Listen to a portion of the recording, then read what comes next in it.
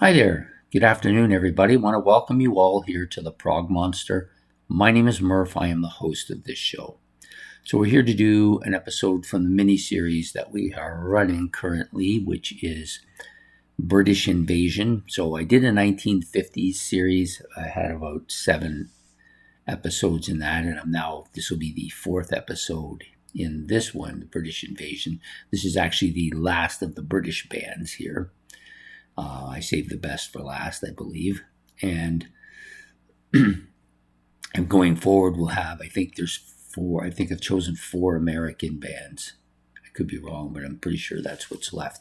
Even though it's still called the British Invasion because we started out that way, you could call it the other band invasion if you want.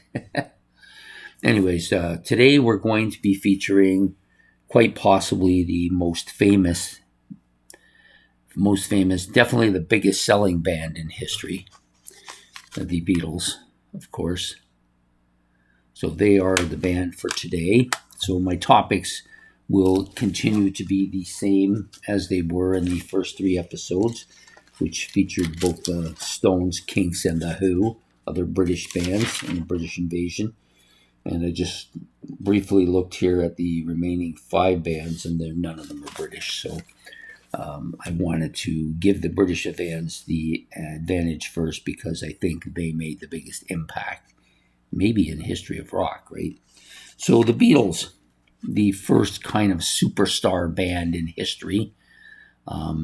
Very many things are attributed to the Beatles. They were the first to do a lot of things that influenced just about everybody, really, going forward. Some members of other genres, really, because I don't think of, when I think of the Beatles, I think of them being the greatest,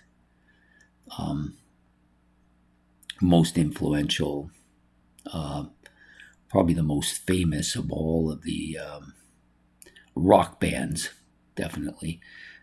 Maybe not the greatest, not to me anyways, but I mean, everybody has their different opinions here, but definitely the most influential band and deserve to be put here. The other people that are kind of compete with them for top honors as far as albums and records and singles and awards and stuff are, to me, mostly pop and dance bands, and rap bands, which I don't really consider to be rock bands, but some people say, well, they're an offshoot of rock, or they're rock, but a different type of rock. Well, whatever you want to call it. And I don't listen to any of it, so it doesn't concern me really.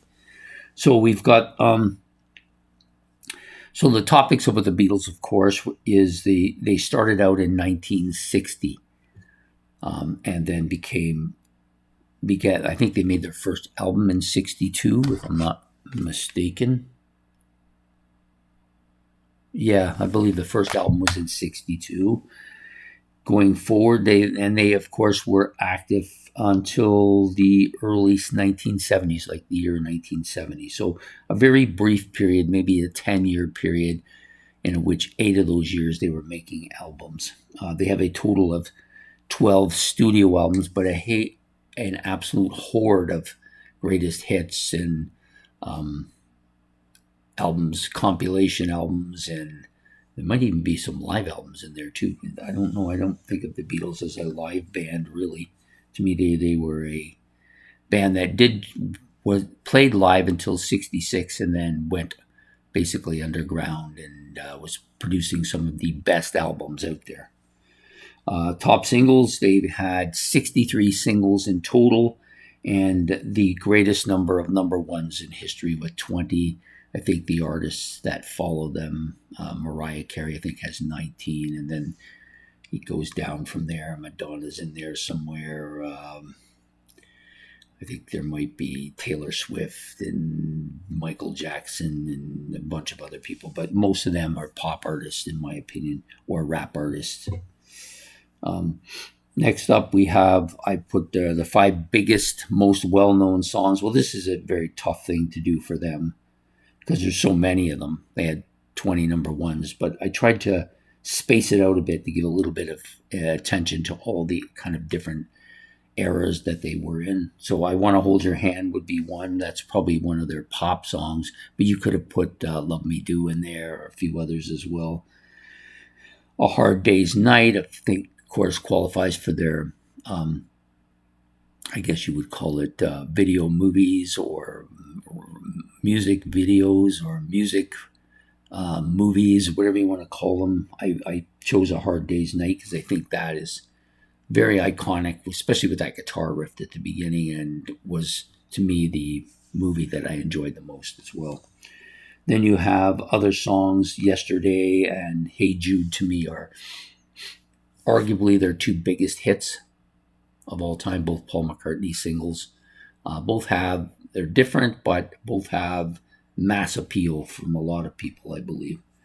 And then I put All You Need Is Love in there because that kind of is the song that, to me, sticks out whenever I think of John Lennon.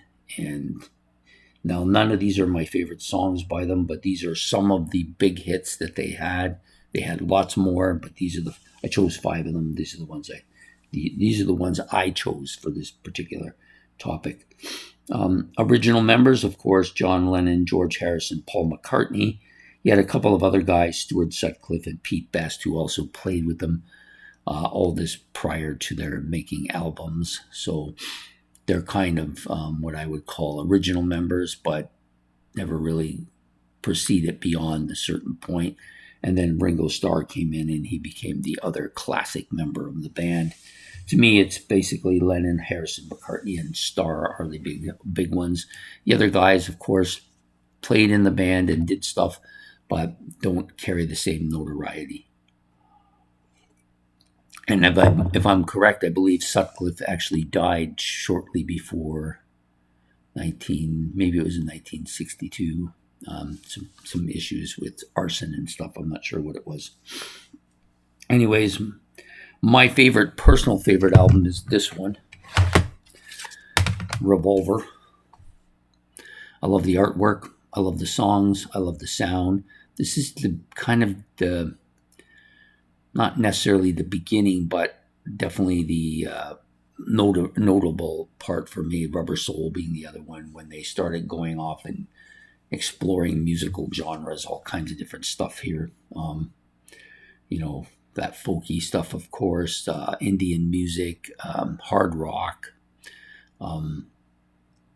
psychedelia for sure, and not so much just stuck in the pop era stuff of the early years. Next up, we have sold over 600 million albums, which is the most by any artist by quite a bit, I believe.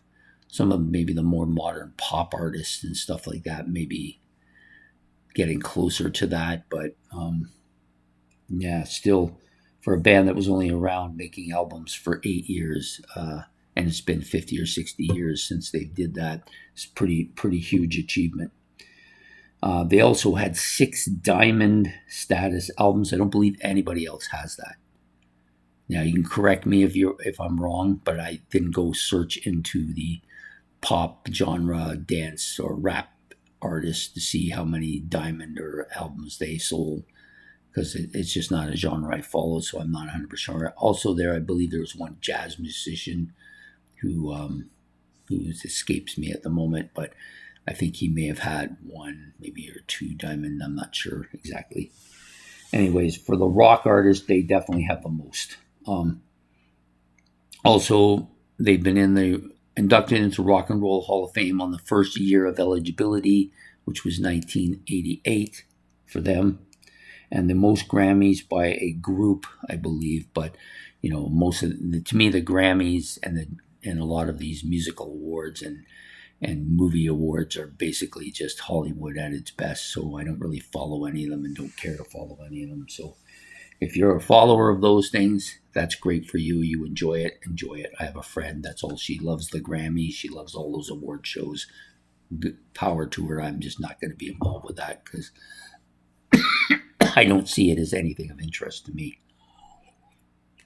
But the Beatles, definitely Rock and Roll Hall of Fame. And most Grammys, probably quite a few other awards too. Definitely the biggest selling band of all time. Maybe the most influential, probably the most influential band, and influencing groups in all kinds of different genres. And they were kind of to me, they're the band that set the stage for album rock. So without them, I wouldn't have this collection of albums back here. I just wouldn't. I would have a whole bunch of singles or something. But the single era, they kind of were biggest at the single era, and then they took off the album era, and deservedly so. Get a lot of credit for that. Also, kind of started the psychedelic thing in many ways with their Sgt. Pepper's album, which I don't have here, but I do have this one, which I love. This is the only one released only in the States, Magical Mystery Tour. However, also kind of influenced that hard rock genre as well. Helter Skelter, Revolution, both heavy songs. Folk stuff, all kinds of stuff going on. This to me is maybe their worst album. This is from the Yellow Submarine. I guess if you think of it as an album score, it's not that bad because it fits the movie. I wasn't a huge fan of them with this, but the movie I didn't mind, but just the album itself, I just don't think much of. To me, it's the least of their albums. And then you have this one with a ton of singles on it. I also picked this out to kind of represent the earlier era. Has most of the stuff on here I like quite a bit. I Saw Her Standing There. Ask Me Why, Please Please Me, Love Me Do, Baby It's You, Do You Want to Know a Secret? Just great stuff. Twist and Shout is on here. Yeah, just a fantastic album as well. So those are the kind of the ones I chose. I think of this band as being probably the most well-known band in history, from even more than even Elvis, really. Are they the greatest band? Well, that's a totally different topic to me, but if you want to label them as that, that's fine with me. I don't have any problems with that either. Anyways, next week we will be going on to the 4 bands that weren't British invasion bands, but were kind of counter to them in the United States. I've picked out 4 of them. The first one we will be talking about will be Jefferson Airplane, mostly for the San Francisco scene, that psychedelic scene. I think they were kind of very influential in that. There's some other bands that probably are part of that scene as well, including Quicksilver Messenger and USA Band, and there's a few others. But to me, Jefferson Airplane is kind of a poster boy for that type of music. So we'll be talking about them next week as we continue along with this mini-series, The British Invasion, mostly all bands from the 1960s who had influence going forward. And I will see you all next week. So take care. Have yourself a good evening. Don't forget to hit the like and subscribe, and any comments you want to make in the comment section. And take care. Goodbye from the Prog Monster.